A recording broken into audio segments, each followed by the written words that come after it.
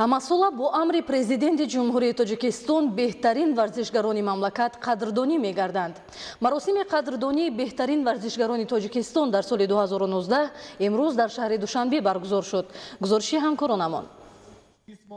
маросими ҷоизаспорӣ бо садо додани суруди миллӣ ва намоиши дастовардҳои соҳаи варзиш оғоз гардид. дар асоси комиссияи ҷоизаи президенти ҷумҳурии Тоҷикистон барои ғолибон ва ҷоизадорони мусобиқаҳои байналмилалии варзишӣ дар соли 2019 барои 42 нафар варзишгари муваффақи кишвар ва мураббиёни онҳо 911250 сомонӣ ҷудо карда шуд. маблағи мазкур ҳамасола барои варзишгарони муваффақи кишвар аз ҳисоби фонди президенти ҷумҳурии Тоҷикистон барои ҳавасманд намудани варзишгарону мураббиёни онҳо тақдим карда мешавад. дар маросими ҷоизасупорӣ намояндагон аз дастгоҳи иҷроияи президенти ҷумҳурии Тоҷикистон ва вазорату кумитаҳои дахлдор иштирок намуда ҷоиза ва маблағҳои пулиро ба ғолибони мусобиқаҳои варзишии байналмилалӣ дар фазои тантанавӣ супориданд.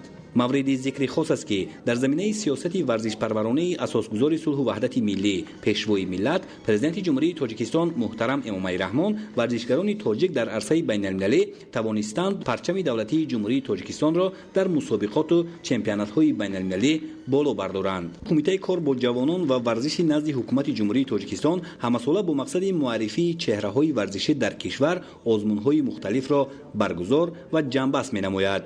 имсол дар асоси комиссияи ҷумҳуриявии озмунҳо миёни варзишгарони Тоҷикистон барои муайян намудани беҳтарин варзишгари сол 2019 ҳуҷҷати варзишгарон аз ҷониби муассисаҳои давлатии варзишӣ, мактабҳои маҳорати олии варзишӣ, федератсияҳои варзишӣ ва сармураббиёни дастаҳои мунтахаби кишвар аз рӯи навъҳои гуногуни варзиш ба кумитаи тадорукот ворид гардида буд.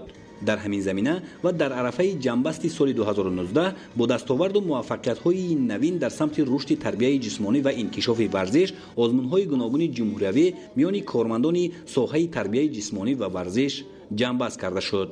ғолибон аз рӯи номинатсияҳои варзишгари беҳтарин варзишгар байни ҷавонон ва калонсолон, аз рӯи намудҳои олимпӣ байни калонсолон, аз рӯи намуди ғайри олимпӣ ва байни бонувон, беҳтарин дастаи варзишӣ, мураббии беҳтарин, мактаби варзишии беҳтарин федератсияи миллии варзишӣ, аз рӯи намудҳои олимпӣ ва ғайри олимпӣ, довари варзишии беҳтарин иншооти варзишӣ, шаҳр ё ноҳияи беҳтарини варзишӣ, беҳтарин воситаи ахбори омма дар соҳаи варзиш ва беҳтарин чораи варзишӣ муайян ва бо ҷоиза сарфароз гардонида шуданд. мақсад аз баргузор намудани озмунҳои мазкур дарёфти чеҳраҳои нави варзишӣ, посу гиромӣ доштани дастовардҳои варзишгарон ва мураббиёни онҳо, гиромӣ доштани талошу заҳматҳои масъулини соҳа дар самти рушди тарбияи ҷисмонӣ ва инкишофи варзиш дар мамлакат, тарғиби тарзи ҳаёти солим ва оммавигардонии варзиш дар ҷумҳурии Тоҷикистон мебошад.